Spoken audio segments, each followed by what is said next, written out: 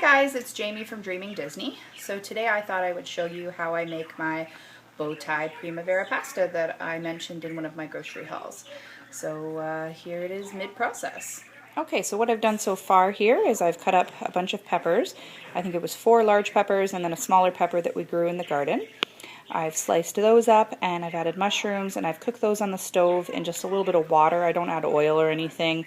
I like my peppers and my vegetables soft. I don't like them crunchy, so I find it better and healthier if I just cook it in a little bit of water, and then I just keep adding water as needed. Sorry for the TV in the background. And then here I have cooked the noodles and those are ready to be drained now. I'm just going to give those an extra stir so they don't stick to the bottom. Those are Bowtie pasta noodles. This is the brand I use for those. Now, I live in Canada, so I'm not sure if it's available for you if you live in the States, but that's what I use. And then also for spices, I do spice the peppers and the vegetables. Sometimes I add broccoli, sometimes I add tomatoes to this as well, but for now, today, it's just peppers and mushrooms. The majority of the spice I use is Clubhouse roasted garlic and peppers. That is a great spice. I use that quite often for a lot of my different recipes. And then also I put in some seasoning salt, and then sometimes I'll also throw in a little bit extra garlic. But today we're doing it simple. And then a lot of the time I don't use chicken. Sometimes I use chicken. Most of the time if I'm having company over, I will cook up some chicken and put chicken in it.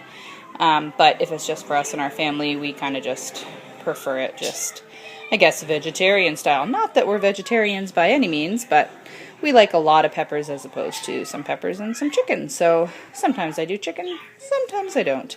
So I'm going to drain those noodles and I'll show you how I throw it all together. Okay, so now I have drained the noodles and I have thrown them back into the pan.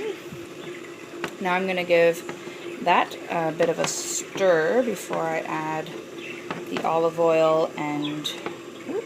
See, now when I got this new stove, this frying pan, for some reason, I guess it's a little higher in the middle of the pan, it spins all over the place. It's a great frying pan, but because it's one of those glass top stoves, it does not like to cooperate when trying to stir things. So please stand by. Okay, so now the broth. I don't typically keep chicken broth on hand. I don't find that it stays overly well. It always goes bad on me before I can use it a second time, so I tend to just go the route of using like a chicken bouillon and mixing it with boiling water to make the broth that way. So that is what I'm currently doing. I'm stirring the broth, and now what I'm going to do is, now it's about a cup of broth, and what I just do, just because that's just what I do, is I just add the olive oil in till it goes to about the top. And it's probably equivalent to about a quarter cup of olive oil, I would say. And then, it doesn't really stir very well, obviously, but that's okay. And then I just pour it over the pasta, which is in the pan.